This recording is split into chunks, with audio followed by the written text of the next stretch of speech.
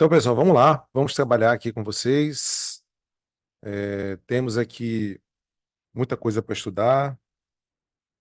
Com o pessoal da noite, eu já vi rapidamente algumas questões relacionadas à segunda fase da dosimetria da pena, e aí eu vou fazer uma breve explanação inicial, tá? Só para revisar aqui um pouco, e para a gente poder fechar, porque nós temos que falar basicamente dessas duas fases da dosimetria, né? Segunda e a terceira, que são justamente na ordem, né? A segunda, agravantes e atenuantes, e a terceira, causas de aumento e causas de diminuição de pena. Lembrando a vocês que a gente segue uma sequência lógica aqui, né? Já que nós estudamos anteriormente a, a questão referente ao cálculo da pena base. Então, só para nós resgatarmos aqui um pouco, a gente segue um padrão aqui, uma ordem, né? Então, dentro desse quesito dosimetria, a câmera fica na frente. Dosimetria, nós temos que primeiro definir a pena base por meio da análise do artigo 59 do Código, ou seja, as circunstâncias judiciais. Segundo, a gente vai trabalhar a pena provisória ou intermediária. Vamos trabalhar as circunstâncias legais,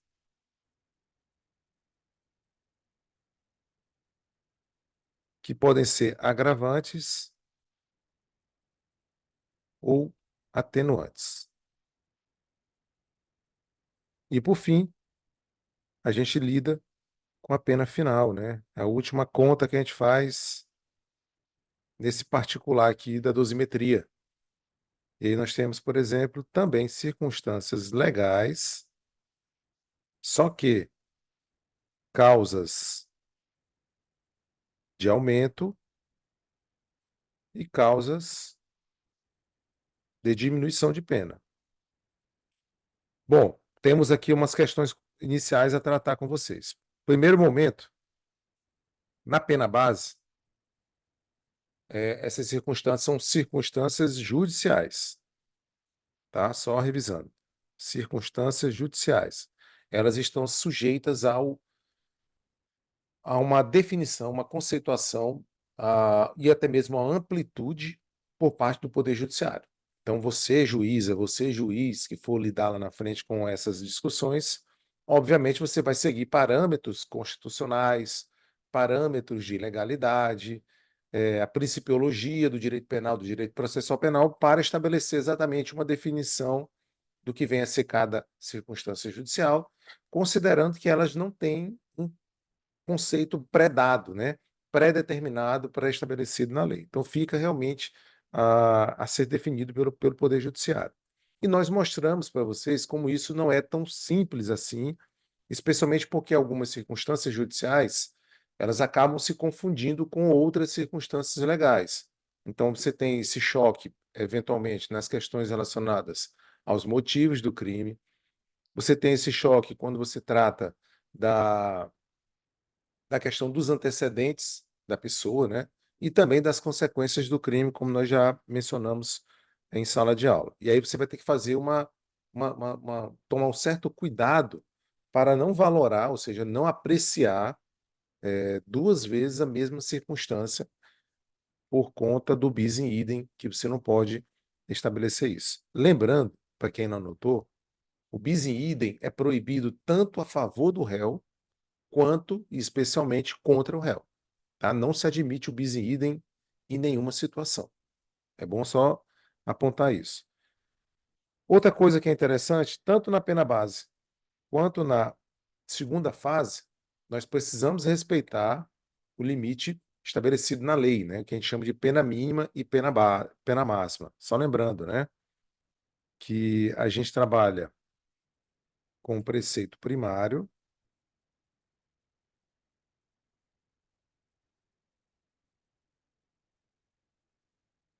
que você tem a conduta, tá, criminalizada, e depois você tem o preceito secundário.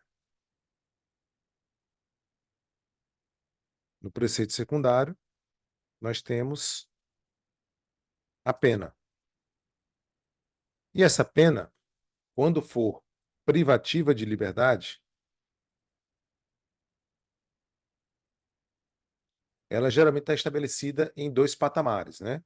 Uma pena mínima e uma pena máxima. Tanto na primeira fase quanto na segunda fase, por enquanto esse posicionamento estiver mais estabelecido na jurisprudência, porque a lei nada diz a respeito, tá? Isso é interessante. Nós vamos ter que obedecer esses valores aqui quando formos calcular a pena. Significa dizer, se você tiver todas as circunstâncias judiciais favoráveis, a pena base tem que ficar no valor estabelecido para o crime de pena mínima. Se você tiver todas as circunstâncias judiciais ruins, negativas, você vai estabelecer a pena máxima no valor máximo previsto em lei, tá? A pena base, perdão. Você não pode ultrapassar deste patamar, né? deste parâmetro. Da mesma forma, quando você passa para a segunda etapa, você já tem um quantitativo ainda precário, que é o valor referente à pena base. Esse valor referente à pena base vai se sujeitar às incidências eventualmente existentes de circunstâncias legais agravantes ou atenuantes. Se as agravantes que nós estivermos falando forem muitas, nós vamos manter, no máximo, a pena fixada no valor legal da pena máxima. Tá? E da mesma forma, se nós tivermos muitas atenuantes, mas muitas atenuantes mesmo, a gente não pode zerar a pena. Tá? Ou seja, vamos imaginar que uma pena base tem que ficar em 4 anos. Aí nós passamos para a segunda fase. E há uma quantidade considerável de atenuantes, eu não posso botar a pena provisória igual a zero. Eu tenho que manter a pena provisória, pelo menos, no valor estipulado pela lei para o que seria o mínimo legal. Tá? Só para a gente tomar esse cuidado. Quando nós passamos para a última etapa, quando é justamente o momento em que a gente vai analisar as circunstâncias legais, causas de aumento ou causas de diminuição de pena, aí nós podemos, inclusive, fixar uma pena abaixo do mínimo legal ou acima do máximo legal. Não é por acaso que vocês vão olhar, por exemplo, algumas condenações, especialmente quando crimes violentos, né, júri, etc., que a pena máxima, a pena final fica lá em 200 anos de pena, 100 anos de pena, por aí assim, tá? 50 anos. E aí, lembrando que nós temos também o máximo, né, de cumprimento de pena, o tempo máximo previsto em lei, lá no artigo 40 do Código Penal, se não me engano, né?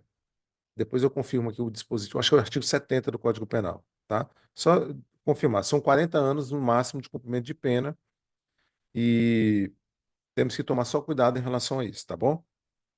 Passando, vou voltar aqui para o roteiro. A gente vai falar rapidamente com vocês agora sobre essas circunstâncias agravantes. As agravantes, elas, a exemplo do que vocês observam em relação às circunstâncias judiciais, mais uma coincidência aqui, tá? As circunstâncias agravantes também não têm um valor matemático pré-estabelecido pela lei. Então, não aparecerá na lei penal, por exemplo, olha, agrava-se a pena de metade, agrava-se a pena de um terço. Não, isso não existe. Sabe? A lei penal só vai mencionar que são circunstâncias agravantes. Qual o valor a ser determinado para cada agravante, professor? Tem sido ainda um exercício muito discricionário, né, de muita permissividade para que o Poder Judiciário faça isso no caso concreto. Alguns tribunais utilizam um terço, outros utilizam um sexto, tá? Então, confesso a vocês que eu não tenho como determinar qual seria o valor adequado, qual seria o valor correto. O que a gente vai ver lá na frente é que a lei penal estabelece um critério que nem sempre é obedecido pelos tribunais acerca do que seriam as circunstâncias agravantes preponderantes em relação às outras circunstâncias, inclusive atenuantes, tá? A gente vai fazer esse exercício lá na frente. Então está aqui, artigo 61 do Código Penal. São circunstâncias que sempre agravam a pena, aqui em azul, tá? Avançando. Quando não constituem ou qualificam crime. Então, só reforçando, a gente só vai aplicar uma agravante, tá? Agravante, ela é sempre genérica. Professor, Oi, pode falar, Luiz. voltando aí à questão que o senhor falou que se houver, assim, uma quantidade muito grande de agravantes e atenuantes, Uhum. se mantém a pena provisória, então não se calcula nada? Tipo, nem aumenta, nem diminui? Não, aí no caso, o que é que nós vamos ter? Tu vais aplicar todas as agravantes, né? Uhum, Mas aí tu vai estar limitado ao máximo de pena previsto na lei. Então, se tu tiveres, por exemplo, no caso concreto, vamos imaginar, vou pegar um caso aqui para vocês rapidinho, furto, tá? uhum. O furto, ele tem uma pena mínima igual a 1 ano, uma pena máxima igual a 4. Supondo que na pena base, vou botar aqui, ó, PB, pena base, tenha ficado em 2 anos essa pena. Você vai partir agora para o quê? Para o cálculo da pena provisória. E aí você tenha 6 agravantes. Você vai aplicar esses 6 agravantes, certo? Só que você não pode passar de 4. Então, por exemplo, supondo que no teu cálculo a pena provisória ficaria em 8, 5, 6, você está limitada ao máximo de 4 anos, nesta etapa provisória de fixação da pena, entende? Então, independentemente de você ter 6 agravantes, a sua pena provisória será igual a 4. Tá? Então, algum cálculo você vai fazer, porque você, no caso, teria que partir de 2 para chegar a 4. Ah, Entendeste? entendi. Então, só se ultrapassar o limite da pena máxima é o que se fixa a pena Isso. máxima, né? Aí tu, Tá tu bom. estás, tu estás presa a esse teto da pena máxima prevista na lei, tá? Isso Uhum, entendi. na primeira fase e na segunda fase, Entendi, obrigada. tá bom? Então, outra coisa que eu estava falando para vocês, onde que era? Ah, tá aqui. Deixa eu só apagar aqui rapidinho.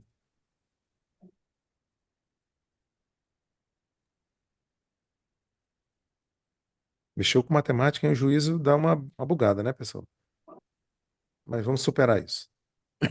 Eu vou virar parlamentar um dia e vou pedir para nós reformarmos a grade curricular do curso de Direito e inserirmos matemática básica logo no primeiro período, tá? Para acabar esse trauma. Ainda Bom, bem que já até lá já vou ter formado, professor. mas o drama vai continuar, né? Que vai ter que fazer isso na prática.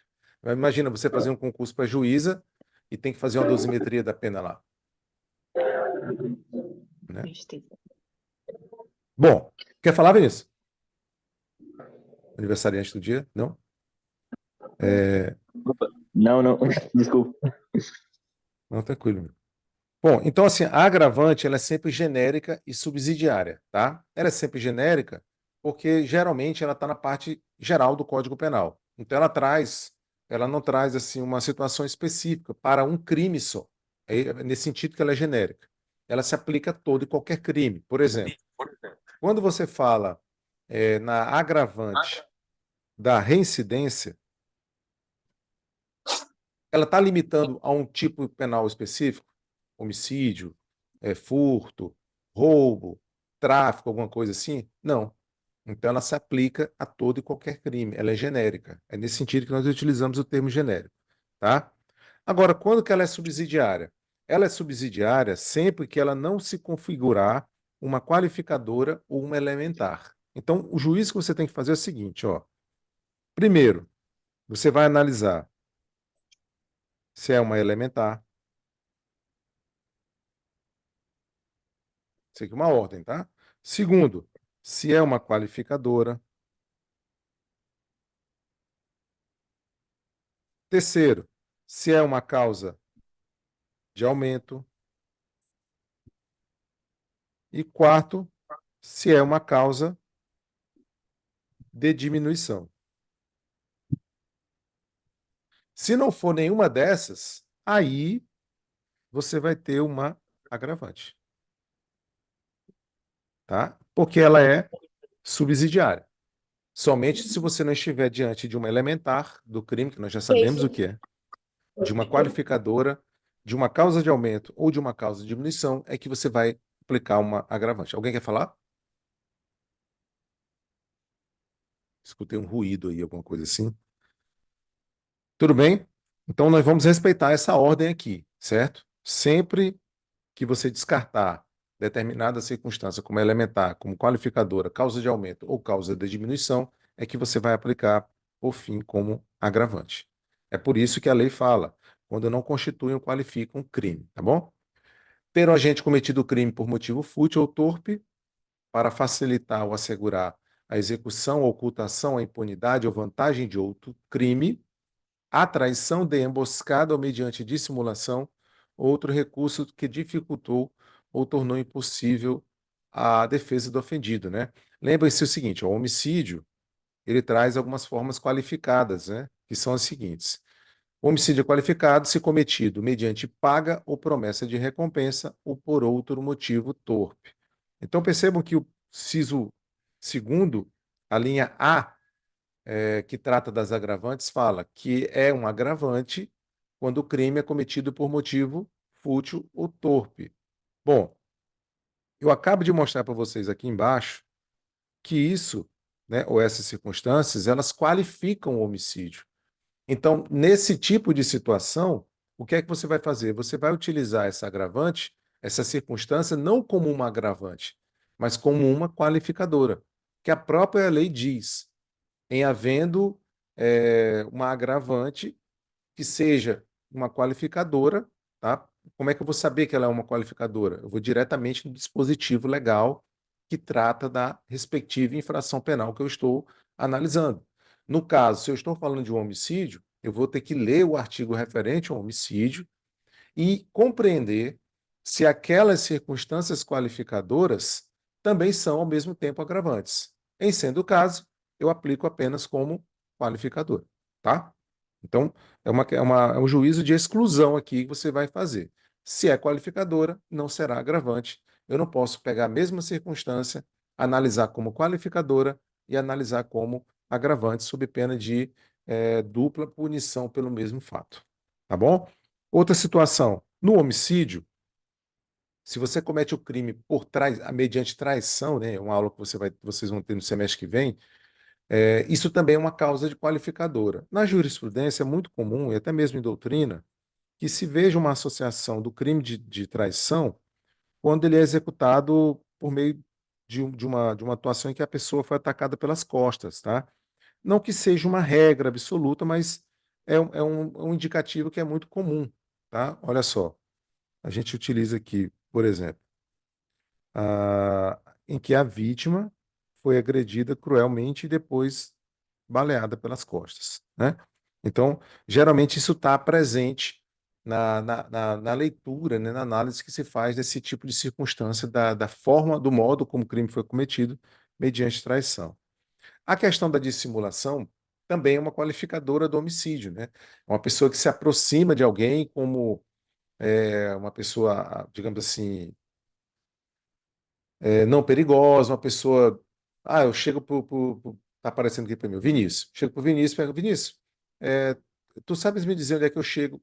Como é, que tipo de trajeto eu pego para chegar na rodoviária? Eu não sou da cidade e tal. Aí o Vinícius, poxa, muito educado, ele para me ouvir ali na frente do Selma, pensar que não, meu comparsa passa e simplesmente dá uma facada letal no Vinícius. E ele simplesmente não tem a mínima condição de resistência, vai a óbito. Bom, no que eu fiz aí nesse caso? Eu dissimulei, né? Eu simplesmente me fiz de uma pessoa de fora da cidade, ou até mesmo que não conhecia o trânsito, chamei a atenção dele, ele, o que é que ele faz? A partir do momento que ele para me orientar, ele baixa a guarda. Então, ou seja, ele se tornou indefeso, e aí, obviamente, ele não viu quando foi atacado, talvez nem tenha descoberto a causa da sua morte em si, né? É muito comum nesse tipo de situação, tá? Então, também é uma forma qualificadora do homicídio. Se for de homicídio que vocês estiverem tratando em determinada situação, a gente não vai aplicar essa qualificadora, né? Em relação ao homicídio e outros crimes contra a vida, eu só quero que vocês tenham cuidado, tá? que a gente faz um estudo muito teórico aqui às vezes, e aí quando chega no júri, dá uma bagunçada tudo, né? Que é o seguinte, essas qualificadoras, elas precisam ser reconhecidas pelo tribunal do júri. Então não é o juiz presidente, o juiz de carreira, né, a juíza togada, né, como se diz, que vai determinar se há uma qualificadora presente ou não. O júri vai votar essa qualificadora, né? Inclusive foi objeto aqui do júri simulado dos colegas semana passada. O júri primeiro vota a autoria, vota a materialidade, aquela coisa toda.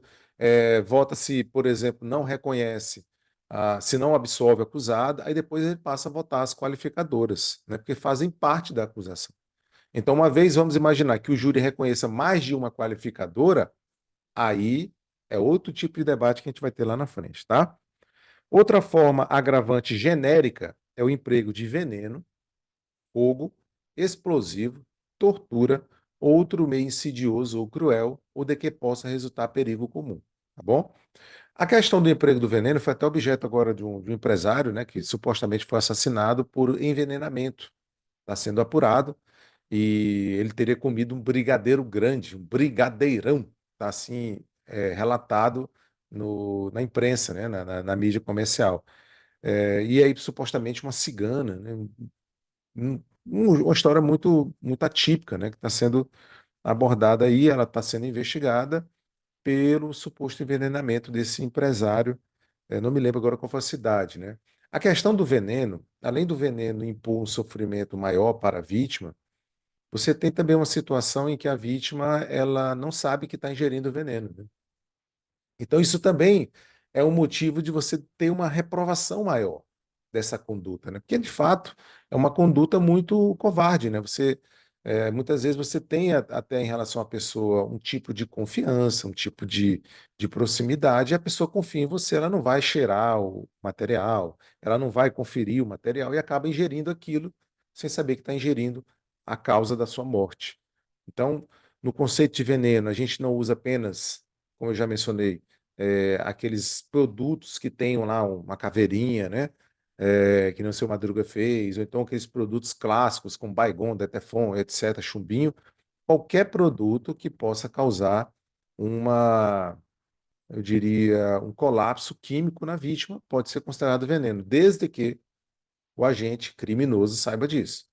Então, se, por exemplo, a Luísa tem um problema de saúde gravíssimo, que ela não pode ter contato com amendoim, tá? Eu sei que ela não pode ter contato com amendoim, porque ela pode ter um choque anafilático ou algo do tipo e ir a óbito. Mesmo assim, eu preparo alguma coisa, uma vitamina e coloco o amendoim lá dentro e dou para a Luísa tomar. Ela vai, coloca para dentro, passa a ter um processo eh, de ruptura química, sei lá, né? E acaba indo a óbito. Obviamente, ela foi o quê? Envenenada, tá? Porque para o organismo dela, aquela substância, ela causa esse tipo de colapso químico, né? Então, ela não sabia que estava sendo envenenada, portanto, o termo veneno ele é interpretado dessa maneira para fins penais. Até afogo em alguém, né? Tá aqui, obviamente, você não precisa necessariamente falar de homicídio. Eu posso praticar uma lesão corporal com alguém ateando fogo em alguém, né, no braço, na mão e etc. Uso de explosivo, a gente vai tomar cuidado lá no crime de furto, quando estudarmos o crime de furto, porque nós temos a possibilidade de um furto qualificado pelo uso de explosivo, né? Vocês devem ter visto agora essa confusão que aconteceu em Amarante, né? Em que houve uma tentativa de assalto, um assalto efetivo, e algumas pessoas já foram presas, né? Depois com notas marcadas. Geralmente, quando você estoura um caixa eletrônico, você tem um mecanismo de defesa do próprio caixa, no sentido de marcar determinadas notas para que elas sejam inutilizadas. Só que no furto, isso é uma qualificadora, você não vai aplicar essa causa agravante, tá? Perdão. E nós temos aqui a figura da tortura. Vou só resgatar com vocês aqui um conceito, uma definição, ou melhor dizendo, uma separação entre tortura, tá? Ou melhor dizendo, vou colocar aqui, ó. Um, tortura seguida de morte. E 2, homicídio mediante tortura, tá? Que é geralmente esse debate que acontece. Na tortura seguida de morte, você tem a dolo na tortura, mais culpa no resultado morte. Deixa eu só colocar aqui o. Aqui no final. Porque o que acontece? No caso da tortura, você tem várias situações em que a tortura estará caracterizada. Ela está prevista em uma lei específica, tá? Que é a Lei 9455, é matéria que vocês estudam lá em Direito Penal 4. E você tem as situações em que a lei define quando a tortura estará caracterizada. O que é tortura?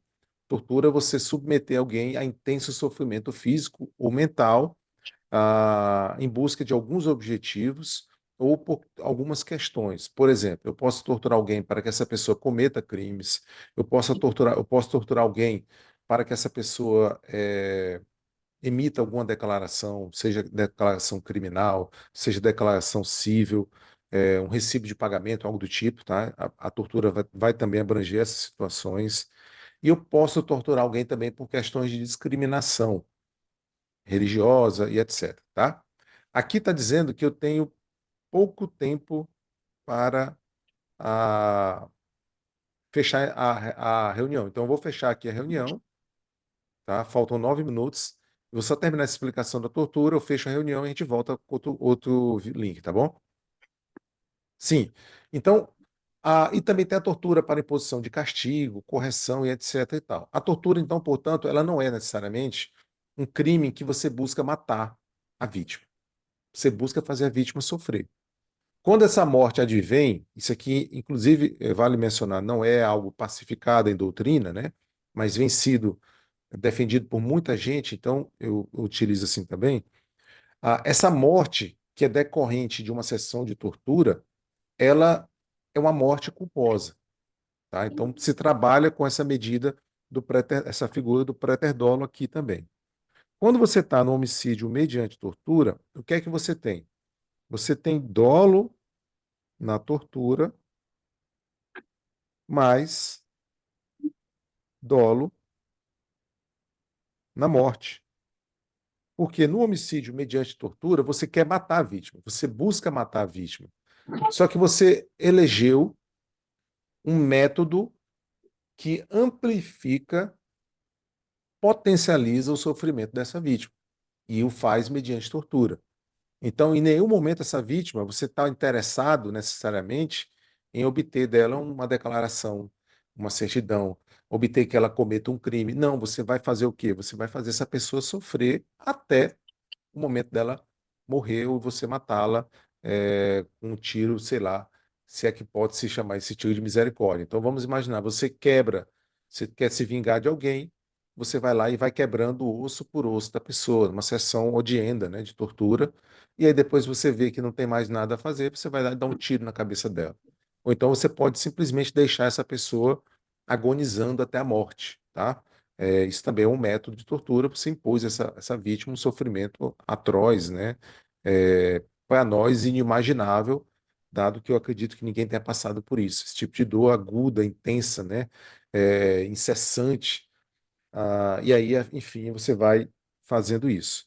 Bom, qual é o ponto aqui que nós vamos trabalhar com vocês, tá?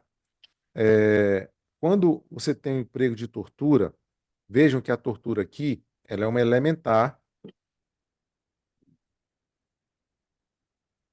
dada a Lei 9455, tá? Então você não aplica, em relação ao crime de tortura, essa agravante, porque ela já configura o próprio delito.